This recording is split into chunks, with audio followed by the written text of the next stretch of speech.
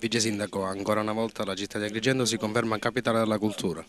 Noi siamo una terra di grande genialità che spesso magari non viene valorizzata per questo, ma noi dobbiamo provare con queste iniziative invece a valorizzare tutto ciò che di genialità, di estro, di capacità ci sono state nel passato, ma bisogna avere anche la capacità oggi di sostenere i nuovi talenti e ce ne sono parecchi. Cerchiamo di mettere in evidenza le produzioni dei vari autori locali, soprattutto, quindi ogni anno ci sono nuovi autori che vengono inseriti, oltre ai grandi libri, alle grandi pubblicazioni storiche, diciamo, di 2 secoli fa.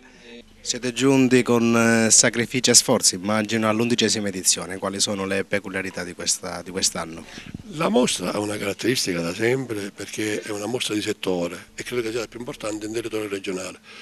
È una mostra di libri di tradizione popolare, di cultura d'arte della Sicilia, solamente quindi legata alla cultura siciliana. Quest'anno ci arricchiamo di alcuni elementi di novità, c'è il centro delle associazioni giuridiche nazionali che ha mandato libri bellissimi, l'edizione Bancanova, ma poi anche il centro Pasolini. L'editore Ciaglia ci ha mandato tutti gli aggiornamenti degli ultimi 2 anni, lasciandoci sempre in dotazione tantissimi libri per poterli riproporre ogni anno in questa mostra. Insomma, tu hai detto con tanto sacrificio, veramente lo facciamo con soddisfazione. Il sacrificio è la fatica fisica, ma soprattutto la soddisfazione che contraddistingue l'attività che io, Europat e in parte in Caruso facciamo veramente.